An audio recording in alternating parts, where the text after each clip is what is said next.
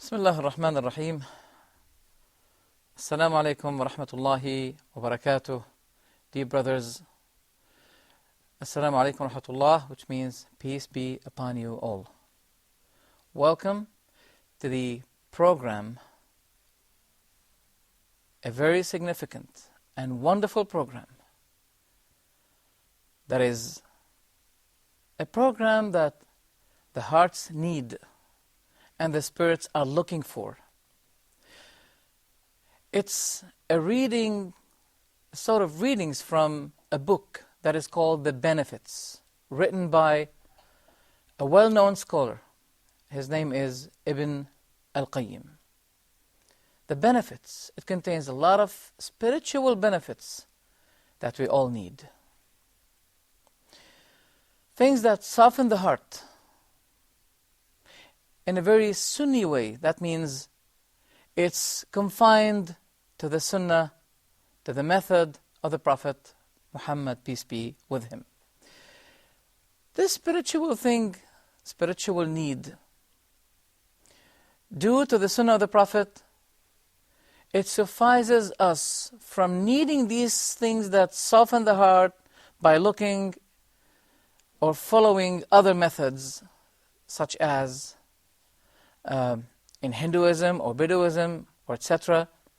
We need to soften the hearts in the way that was inspired to the Prophet, peace be with him. We have better right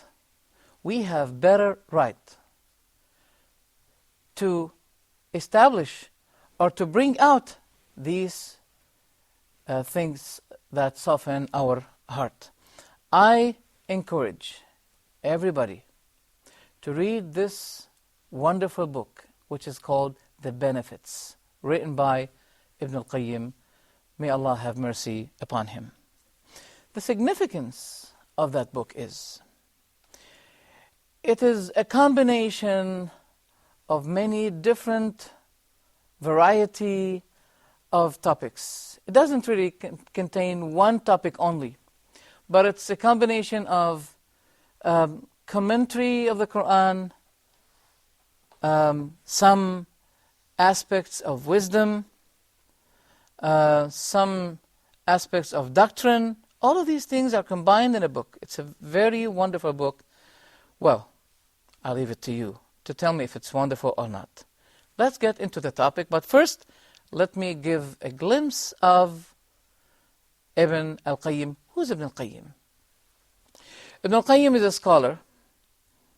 His name is Muhammad ibn Abi Bakr, known as Ibn Al-Qayem. He was born in the year 691.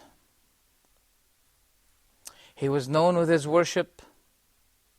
He was known with his worship to Allah, his abstinence of life, and he was always well observed to be always remembering Allah by day and night. He has a long kind of worship. And he was humiliating himself to Allah Almighty. Al-Hafiz Ibn Rajab, he said, I have never seen something wider than him in knowledge, in worship, in understanding the meanings of the book and the Sunnah. He had taken all of this from who? From Ibn Taymiyyah. Ibn Taymiyyah was his scholar. Who's Ibn Taymiyyah? Well, I'll just give you a small glimpse about Ibn Taymiyyah, who is not our topic today. But anyway, since Ibn Al-Qayyim is the disciple, the student of Ibn Taymiyyah, let us give a small glimpse about who is Ibn Taymiyyah. Ibn Taymiyyah was a very well-known reformer scholar that was surrounded by many enemies who disagreed with him, and they complained him to the authorities, always and always. And he made a verdict, a fatwa, that caused them to complain him to the authorities. The leader at that time asked him to stop giving that fatwa. He said, I cannot hide knowledge. This is knowledge that I cannot hide. He was threatened that he'll be in jail, or he'll get killed, or he'll be deported. They said to him, we put you in jail. He said, fine, I'll be alone with my Creator. They said, we will deport you. He said, fine, I'll be going out observing Allah's wonders of creation. Siyahatun ila Rabbi. Tourism, but for the sake of Allah. That kind of tourism is not known to many people. Tourism always implies to something else. They said, we'll kill you. He said, I'll be satisfied from being with people like you. I'll say it in Arabic.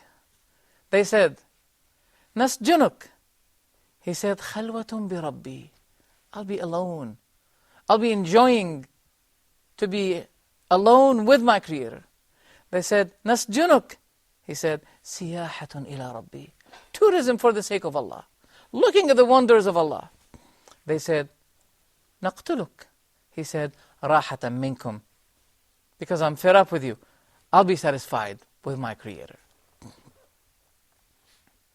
And he said beautiful words. Marvelous words. أنا ماذا يفعل أعدائي بي? What would my enemies do to me? أنا جنتي وبستاني في قلبي. My garden, my paradise is in my heart. أنا حبسي خلوة. Putting me in jail is khalwa. I'll be alone with my Creator. ونفي سياحة. Deporting me is siyaha. Tourism for my Creator. وقتلي شهادة. And killing me is a martyrdom for the sake of Allah. That is Ibn Taymiyyah, a great reformer who was really hated. But you may tell me, well, this scholar hated him, that scholar hated him. I say, what about the Prophet? What about all prophets? This is the way of the prophets. As a priest who accepted the Prophet and believed in him, the Prophet Muhammad, he said, I wish I'll be with you when your people will be deporting you. He said, will they be deporting me? He said, yes. There is no one that came with the same of what you came with, but he will be hated by his people. Likewise, the issue of Ibn Taymiyyah. So Ibn Al-Qayem was a disciple of Ibn Taymiyyah, but he wasn't like him.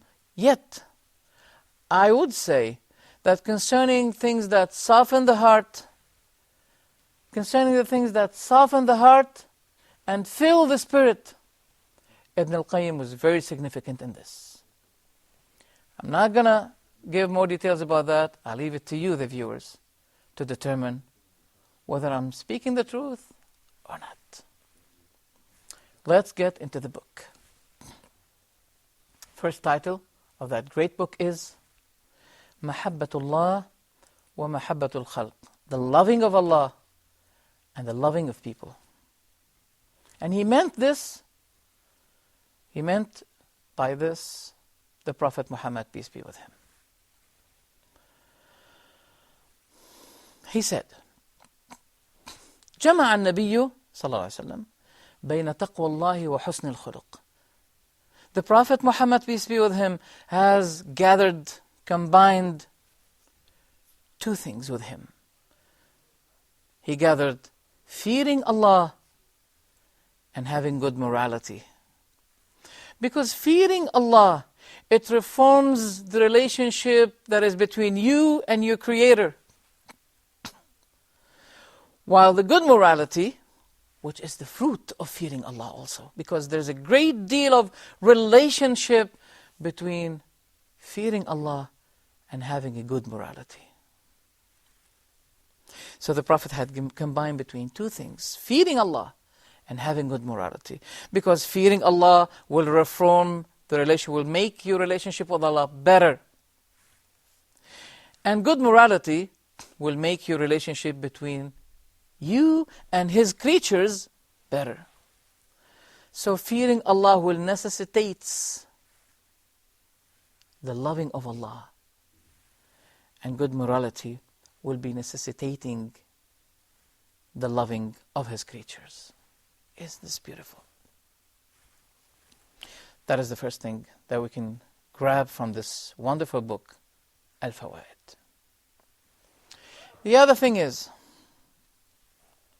the title we find here, التوحيد مفزع أعداء الله وأولياء الله. التوحيد.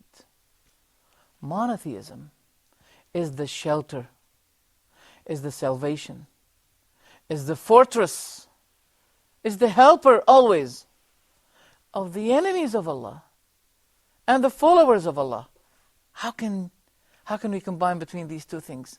What did he mean by this? Ibn Al-Qayem said, as for the enemies of Allah, when they return to monotheism, it will be helping them. Let's take an example of this in the Quran.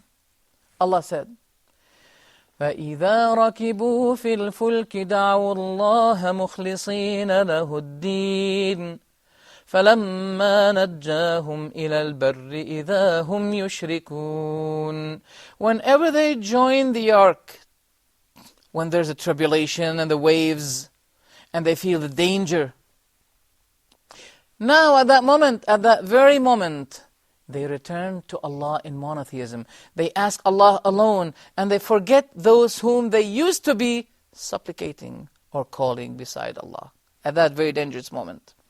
But when Allah saves them to the wilderness, to the land, they return to their shirk, associating others with Allah. This is a very beautiful and important point in which we're going to cover on the next episode, inshallah, hoping that you'll be with us. Stay with us for the next episode. Thank you very much, and may Allah bless you all. Wassalamu alaikum wa rahmatullahi wa barakatuh.